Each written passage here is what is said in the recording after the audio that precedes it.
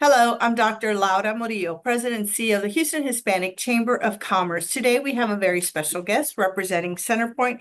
He is the EVP Regulatory Government Affairs, Jason Ryan. Jason, thanks for joining us today. Thank you, Doctor. It's good to be with you and good to talk to everybody today. Well, we know the vital role that you all play in our region. You've got a lot of things that you're taking care of, everything from your resiliency plan to replacing poles, trimming trees, preparing us always in advance for anything that comes our way. So let's get started first with your systems resiliency plan. Sure. Yeah, we're proud to have filed for approval by the state a resilience plan post Hurricane Beryl. We heard after the hurricane a call to action from our customers in our community, and the resilience plan is in direct response to that. It is a first of its kind plan to make the Houston area grid the most resilient coastal grid in the country. And we're excited about getting approval of that plan in the coming months and starting to implement it. Excellent. And what do residents need to know, and how is this going to directly impact them?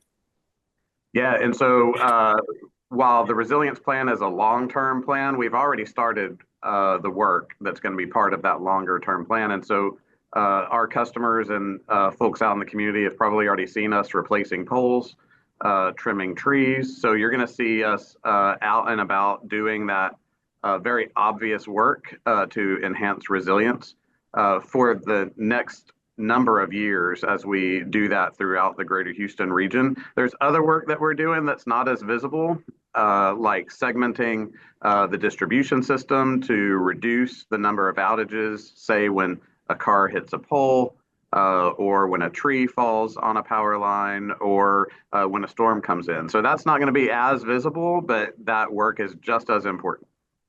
Okay, speaking of trees, Houston, we're fortunate we have them all over the place. Unfortunately, we also have a lot of trees that are dying. Once again, what can you say to residents about trees that are dying? And then second part of that question is, how do we know what's their responsibility and what's CenterPoint's responsibility? That's right. Yeah. Unfortunately, with the severe cold that we had a couple years ago, the severe drought that we had, including last year, and severe rainfall that occurs in our region from time to time, it's been a real strain on trees. So trees that might look healthy might actually be dying, and large branches might be falling in your yard. If your tree is dead, it's probably pretty obvious. There's no leaves on it at this time of year when all of our healthy trees ought to have leaves.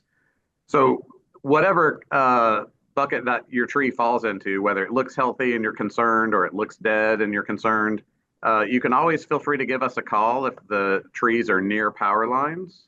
And we're happy to send a forester out to take a look at it and trim that tree if it has the risk of falling into one of our power lines.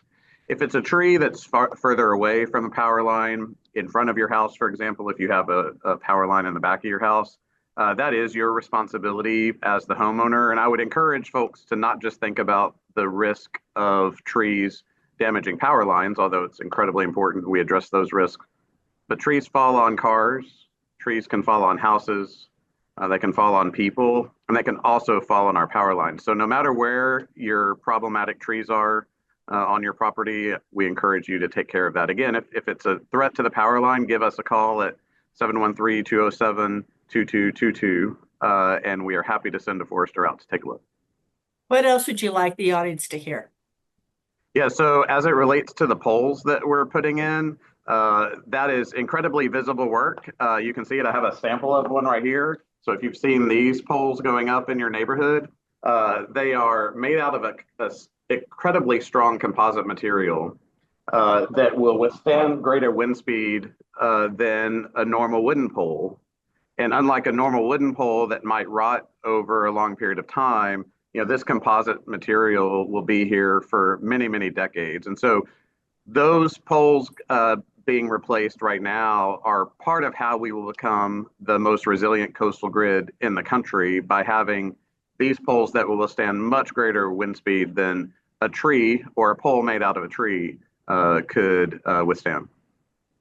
Jason, our thanks to you and the team as you're preparing us for everyday weather, and then, of course, the unexpected elements that head our way. Our thanks to you and the CenterPoint team.